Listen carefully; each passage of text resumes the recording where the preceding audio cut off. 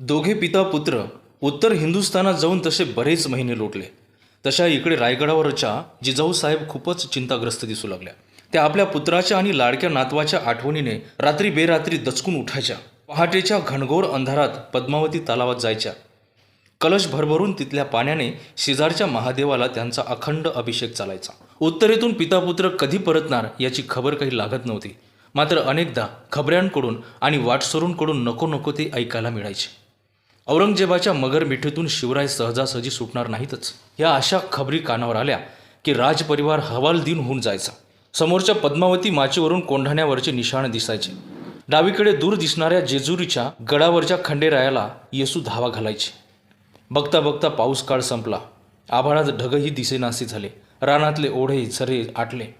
तसा जिजाऊ आणि येसूंचाही धीर सुटला. आचड भरलेल्या गायीने वासराच्या ओढीने खुंटाच्या भोवती गरगरात चक्रा घेत हमरावे तशी जिजाऊंची करुण अवस्था झाली होती.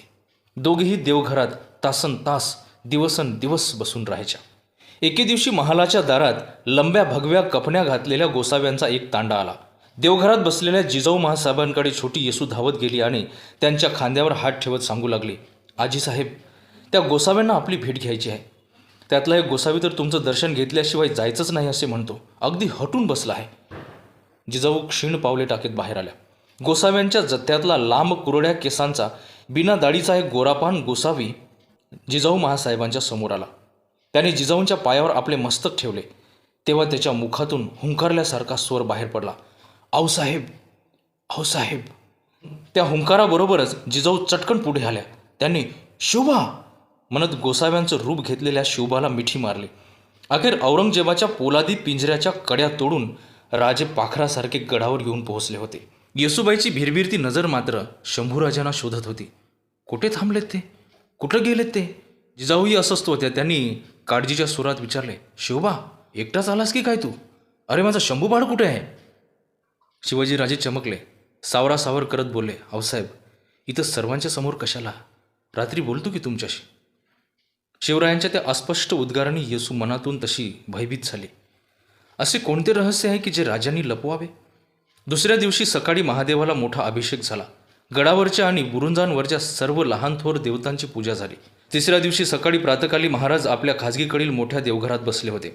त्यांच्या शेजारी जिजाऊ महासाहेब आणि शंभूराजांच्या सर्व सावत्र माता बसल्या होत्या. महाराजांनी छोट्या येसूला जवळ बोलावले. ये बडा, अशी ये इकडं. राजांनी तिला आपल्या मांडीवरच बसवून घेतले. येसूची 7 वर्षाची उमर आणि तिच्या अंगावर मात्र मोठ्या लुगड्यांचा भार. त्यामुळेच ती जत्रेतल्या एखाद्या बाहुलीसारखी दिसत होती.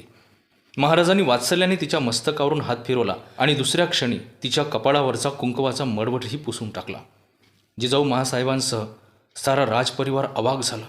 त्यांनी राजाकडे रागाने पाहिले. मात्र शिवरायांची दुःखाने ओथमून गेलेली चर्याही कोणाला पाहवत नव्हती. त्या केवळ कल्पनेनेच जिजाऊंच्या पायाखालची धरणी सरकली. शंभूबाळ असा मोठ्याने हंबरडा त्यांनी फोडताच उभा महाल हुंदक्याने भरून गेला. लहानगी येसू पुरती गोंधळून गेली होती. तिच्या बालमनाला काहीच समजत नव्हते.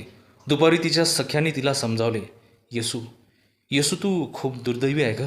आग्र्याच्या वाटेवर एका निबिड अरण्यात शंभूराजाचं घोड्यावरून पडून निधन झालं. महाराजांनी शंभूराजांच्या अंत्यसंस्काराची सर्व तयारी केली.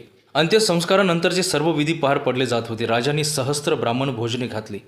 भिकाऱ्यांना गोसाव्यांना मोठा दानधर्म केला. येसू दुःखाने कोमेजून गेली होती. पाठशाळेतला आपला वर्गमित्र, सूरपारंब्याच्या खेळातला सखा आणि ज्याला नवरा म्हणून साऱ्या मैत्रिणी चिडवायच्या, ते लढीवाड शंभूराजे कधीच भेटणार नाही या कल्पनेने ती उदास झाली होती. एका सायंकाळी जिजाऊ साहेबांच्या गळ्याला मिठी मारत येसू बोलली, आजीसाहेब, आजीसाहेब, आम्हाला सती जायचं आहे. सतीचा अर्थ, त्यातला दाह अगर वेदना ह्या कशाचीही छोट्या येसूला कल्पना नव्हती. मात्र मृत पतीला मोक्षप्राप्ती व्हावी म्हणून त्यांच्या सन्मानासाठीच आर्य स्त्रीने स्वतःला पेटत्या चितेवर लोटून द्यायचे असते. या बलिदानाच्या पोटात खूप मोठे पावित्र्य असते, अशीच येसूची सात्विक भावना होती. येसूच्या त्या निर्णयाने शिवाजीराजे कमालीचे अस्वस्थ झाले. त्यांच्या डोळ्यात अश्रू तरळले. तिला पोटाशी धरून स्वतःची लेक मानून तिचा मुका घेत ते सांगू लागले, चिंता करू नकोस पुरी, देव तुझं कल्याण करेल. माझे स्वामीच गेले, आता कसलं कल्याण? येसूबाईंचे डोळे अखंड गळत होते. येसू काही केल्या बधेना. शेवटी शिवाजी राजांनीच एखाद्या देवीच्या मूर्तीपुढे नतमस्तक व्हावे तसे छोट्या येसूच्या समोर हात जोडले. ते करुण दृश्य पाहून साऱ्यांची हृदय हेलावली. शिवरायांनी मोठ्या कष्टाने येसूला सती जाण्यास परावृत्त केले. दिवस पाचोळ्यासारखे उडून जात होते. गडावरून फिरताना आजूबाजूंचे पांढरे ढग पाहिले की येसूच्या पोटात खड्डा पडायचा. त्यामुळे शुभ्र वस्त्रे लिहून ते आपला बहुतांश वेळ देवघरातच घालवायचे. खिन्न उदासवाणी होऊन तासनतास ती बसून राहायची. शिवाजीराजा आग्र्याहून राजगडावर परतले त्या गोष्टीला 2 मास आणि 8 दिवस सरले होते. येसू देवघराच्या काळोखातच बसून होती. तितक्यात कडाडत्या बिजल्यांच्या गर्जनेने आकाश फाटून जावे तसे चारी बाजूने मोठे ध्वनी ऐकू लागले. एका पाठोपाठ एक करत तोफा धडाडू लागल्या. येसू घाबरली. तिच्या काळजाचे पाणी पाणी झाले. तिला जागेवरून नीट उठवे नाही. निश्चित घात झाला असणार तशी येसूच्या गोंधळात अधिकच भर पडली. तितक्यात येसूबाईला शोधत सोयराबाई देवघराकडे धावत धावत येताना दिसल्या. त्यांच्या हातात साखरेची परात होती. चेहऱ्यावर हास्याच्या लाटा फुलल्या होत्या. त्याने पुढे येऊन आनंद अतिशयाने येसूला कडकडून मिठी मारली. तिचे असंख्य मुके घेत त्या ओरडल्या, येसू येसू, आपला शंभूराजा आला वापस. आपला बाळराजा सुखरूप परतला. मात्र त्या आनंद लाटेचा तडाखा एवढा जबरदस्त होता की त्यापुढे येसू टिकली नाही. मूर्छित होऊन ते तिथेच जागेवर कोसळून पडली.